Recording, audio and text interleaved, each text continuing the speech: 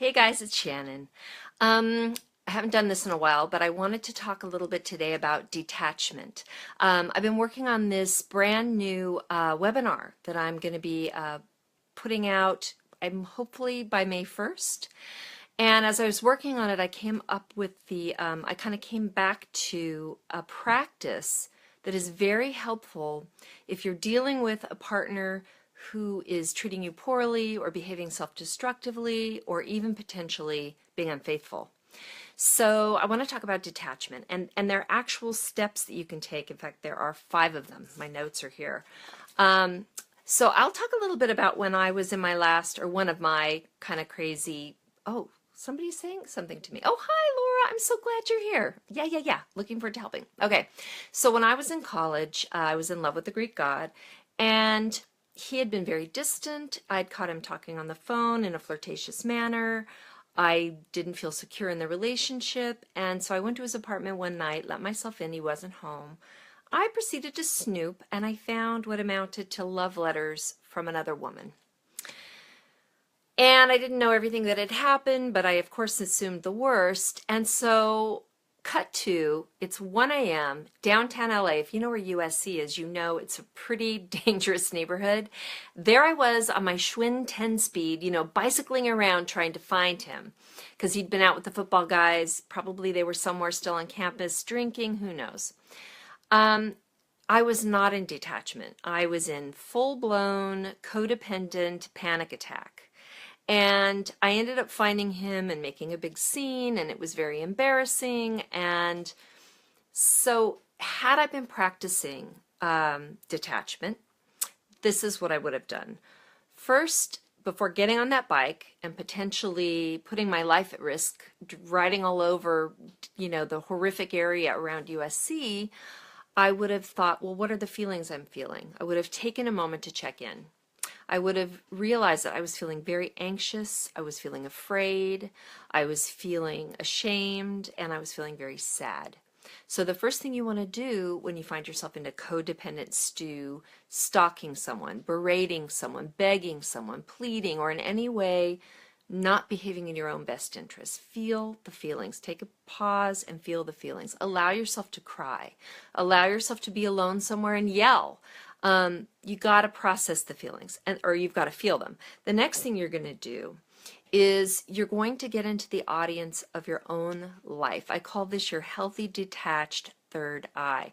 Just stand back and have a look at you in this circumstance. So if I had stepped away, I would have seen this girl panicking, riding her Schwinn, and if I were a detached, healthy third eye, I would have said, wow, this isn't a safe thing for her to be doing.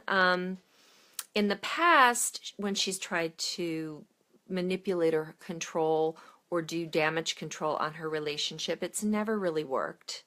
So what are other options?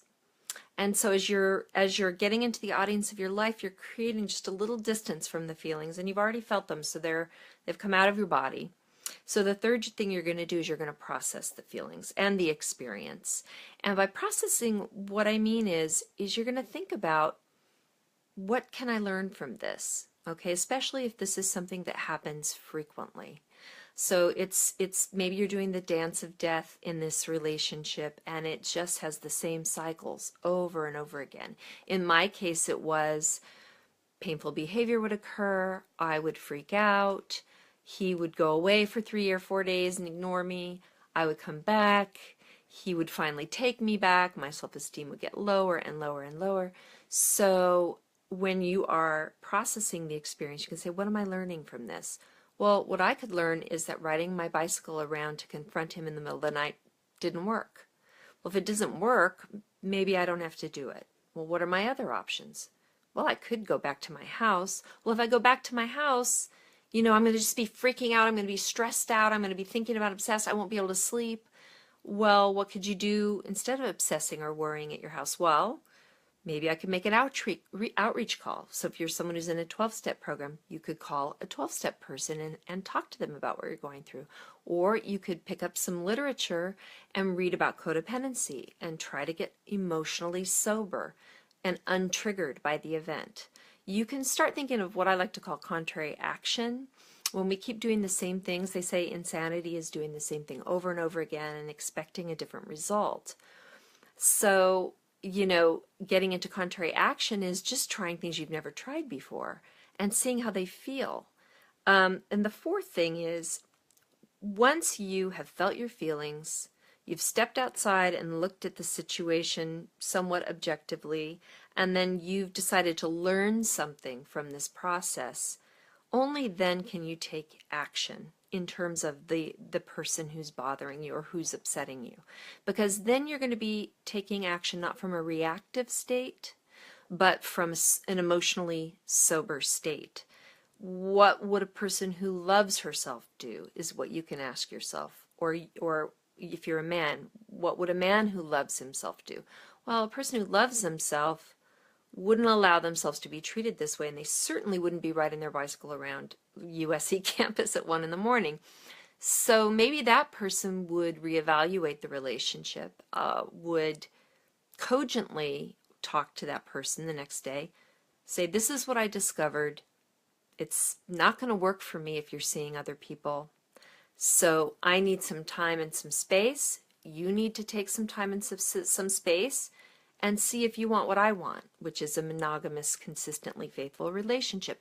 And then detachment is letting go of the results. Because once you ask for what you want in a sober fashion, not a hysterical, panicky, grasping, needy way, the answer that you receive, you just have more, you're just more capable of actually making it work or letting it go.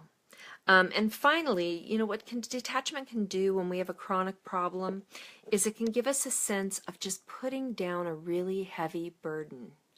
And I don't know about you guys, but when I was in my relationships that were really challenging, I felt like I was the one doing all the paddling. It was like I was in a canoe with this guy who was dead weight, and I was trying to paddle it upstream.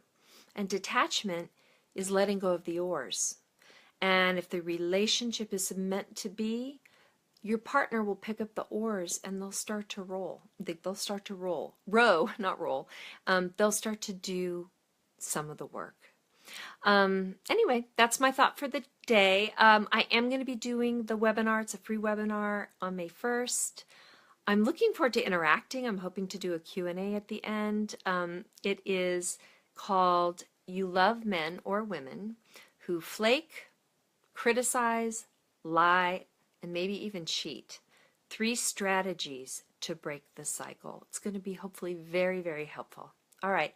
Thanks so much. Bye.